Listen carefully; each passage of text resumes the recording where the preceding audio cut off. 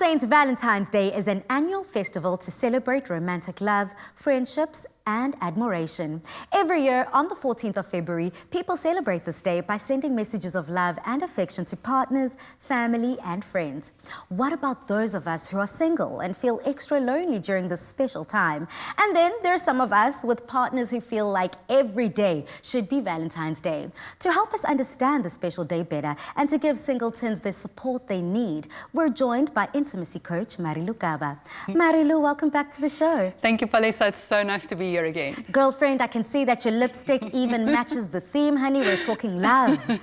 Yeah, so help us understand Valentine's Day, the concept of St. Valentine's Day, and where it all began. Yeah. So the concept of Valentine's Day is a very interesting one for me. And the reason I think it's so interesting is because I know there are a lot of people during this time that feel, I wish we could just, cancel Valentine's Day or Valentine's Day must fall. But I don't think it's going to, because this tradition actually is over 2,000 years old already.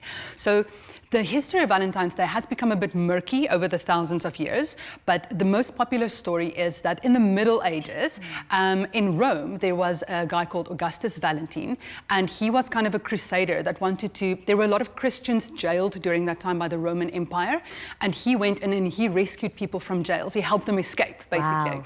So through this crusading that he did, he was actually arrested and then put in jail for everything that he did.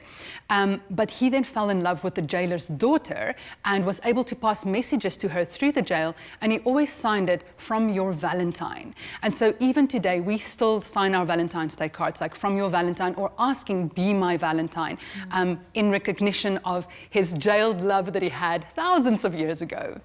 That is just Zanzi.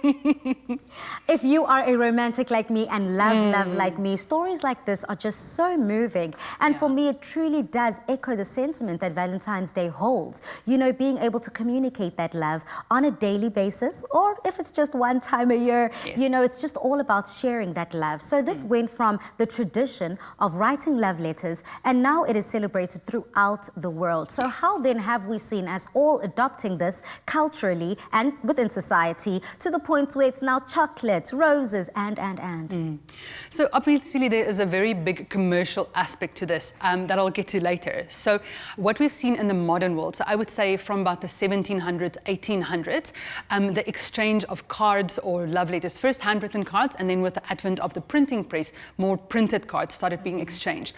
What's interesting for me is that in the past, Valentine's Day was a day to express your love and affection for anyone in your life. So whether it was your family or your friends or your loved one, it was an opportunity to tell them how you felt, almost like a permission slip to let someone know, you mean so much to me, this is what I love about you.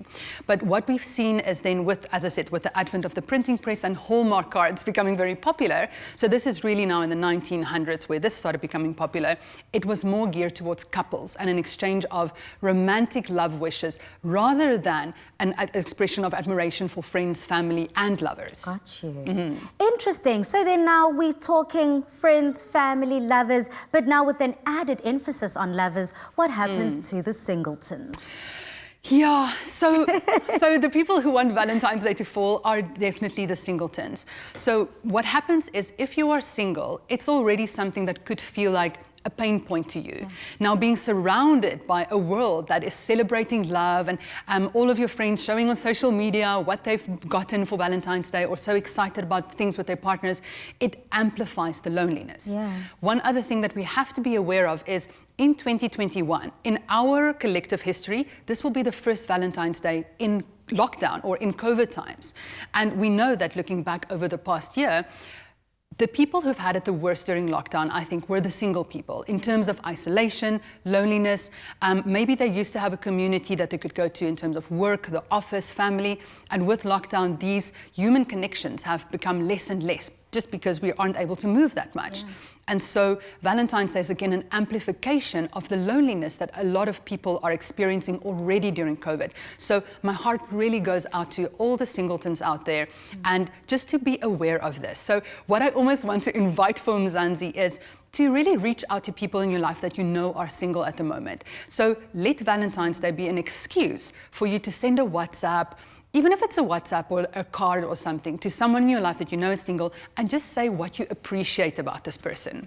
I love that. That just, you know, during this time, a lot of people do only focus on the couples. Yes. But, you know, it's about everyone loving and everyone being in love, you know, even if it's with yourself, you know. But then we also have another couple, just like Abo Hector and Ntantla. You know, it's just so unfortunate that we missed them at the end of that conversation because I really wanted to touch base with them around this next topic. Those couples that believe in celebrating Valentine's Day every day of the year. You know, someone like Hector who just spontaneously, out of a joke, decides to publicly love on his boo, his wifey, and just get on one knee in a fast food joint. Yeah, and see what happened. Like see like the inspiration that they've been, like how their story of love just went viral and inspired so many people. So this is what can happen if every day is Valentine's Day. But you know, Palesa, you and I have had a few conversations about relationships, and the one thing that I always go back to is that what I think is the key foundation of a good relationship is good communication.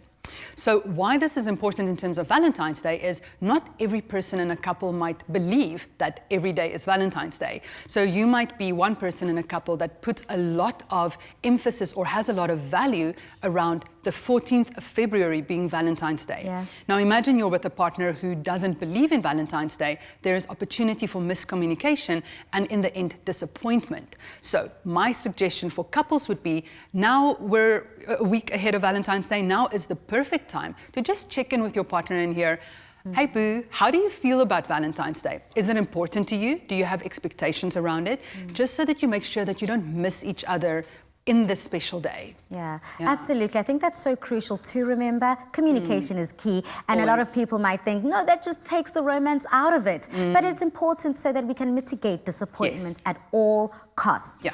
Now, a lot of people also, speaking about disappointment, might be expecting to get, you know, proposed to, someone to pop the big question, get that ring. So any advice, you know, should we, how should we train going into Valentine's Day and shifting those expectations? So, it's tricky because if you are, and in most of the cases, let's be honest, it is like in most heterosexual couples, it's the woman waiting for the man to propose, like in general. And I understand. Or for like Janine and Garrick in the beginning of the show where she was just like, I didn't know he was going to propose. Yes, which is almost like a better situation because then the element of surprise is there, right? Even better. But if you have an expectation, so let's say you're in a couple and you suspect your partner is going to ask you to marry them, you suspect that it's coming up and Valentine's Day seems like an amazing day for this to happen. All of the romance, all of the love is in the air, all of the chocolates are available, right? It's just important to know that it's better to not have an expectation around it because expectation can lead to disappointment. So if your love is organizing this beautiful romantic dinner for you and still dress in your best dress, still make sure your nails are done just in case, but also move into that knowing that whatever happens on this evening or this day, like that is enough, right? So it's just to manage your own expectations around it as well because you don't want to end Valentine's Day feeling sad, disappointed, or maybe even resentful at your partner because it didn't turn out the way that you wanted it to. With all that said, she still checks if her nails are done. I mean, just in case. Just in case. What about those couples in long distance? You know, it being the 14th of February, COVID is still very much a thing. A lot of people aren't traveling, so they might not be able to be next to their partner on this day. How else can we live in the love? Absolutely. So, long distance relationship is difficult. I was in one for 7 months and it's not ideal. It's not ideal. But if you are in a long distance relationship at the moment, we are luckily living in a very digital age where communication is easy. So I would definitely say on Valentine's Day, make sure you do something special for your partner. So this could be setting up a Zoom date with them. This could be recording a video, especially for them where, I don't know, you can serenade them or you can like dance a sexy dance for them or whatever it is. Be creative and use technology to your advantage. And then also remember that florists deliver and you can do an online order and you have her address, so you might as well send something nice to your partner if you don't live in the same city or even in the same country. Beautiful. And again, lastly, for the singletons out there, what are some of the things that they can remember talking about that self-love and being able to feed yourself that same love, that same affection, and showing yourself that commitment? Look, I think the biggest revolution that you can do for yourself if you're single on Valentine's Day is to date yourself. Yeah. So whatever that means, look in your budget, how much you can set aside to honestly treat yourself. What is the thing that will give you pleasure? Is it a massage? Is it going for a mani-pedi? Is it having dinner with your girlfriends? Also really nice if you have a lot of other friends that are single, to make sure that you go out. So it can almost be like an act of rebellion against, you know, all the other couples out there, but make sure that you do something for yourself and you don't spin down the rabbit hole of loneliness and feeling isolated. Having a pity party is a no-go this 2021. Thank you so much, Mariluka. But we're still going to speak to you, though, towards the end of the show. You know, whether you are having a Valentine's Day or a Galentine's Day, this one is for you. So much more conversation coming up.